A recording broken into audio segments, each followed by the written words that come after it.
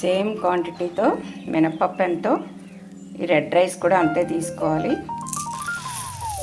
మనం ఎంత మినపప్పు వేసుకున్నాం దాన్ని బట్టి రైస్ కూడా కొలుచుకోవాలి. ఇది మనం మామూలు రా రైస్ కన్నా బ్రౌన్ రైస్ కన్నా కూడా ఇందులో కార్బోహైడ్రేట్స్ చాలా తక్కువ ఉంటాయి.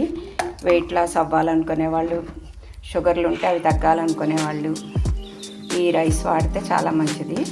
అదే కాకుండా దీంతో మనం మినపరొట్టు వేసుకుంటే చాలా ఫ్లఫీగా వస్తుంది. మీకు చూపిస్తాను. ఒక 2 సార్లు శుభ్రంగా కడుక్కున్న తర్వాత ఇలాగా నీళ్ళు పోసి ఒక 5-6 గంటలు నానబెట్టుకోవాలి. ఆ తర్వాత మెత్తగా రుబ్బి పెట్టుకోవాలి. ఈ రెడ్ రైస్ మినపప్పు 5-6 గంటలు నానబెట్టి కొద్దిగా బరగ్గా రుబ్బుకోవాలి. మరీ పేస్ట్లా కాకుండా. అందులో ఇప్పుడు ఇంకొక రుబ్బిన తర్వాత ఒక 5-6 గంటలు మళ్ళీ దాన్ని వదిలేయాలి. ఇప్పుడు ఇందులోని కొంచెం కొత్తిమీర, పచ్చిమిరపకాయలు, అల్లం ఈ 3 మెత్తగా పేస్ట్లా చేసేసి వేసుకొని ఇప్పుడు ఈ పిండిని బాగా కలిపేసి మినపరొట్టులా వేసుకోవడమే. నేను ఇప్పుడు మీకు వేసి చూపిస్తా. బాగా ఇందులో 2 స్పూన్లు ఆయిల్ వేసి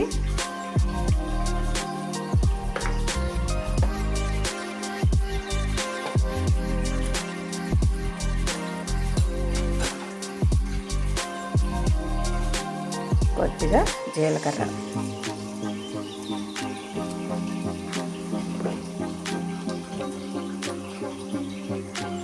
ఒక 3 గరిటెలు ఈ పిండి వేసుకొని మూత పెట్టి సన్న సగ మీద కాల్చుకోవాలి.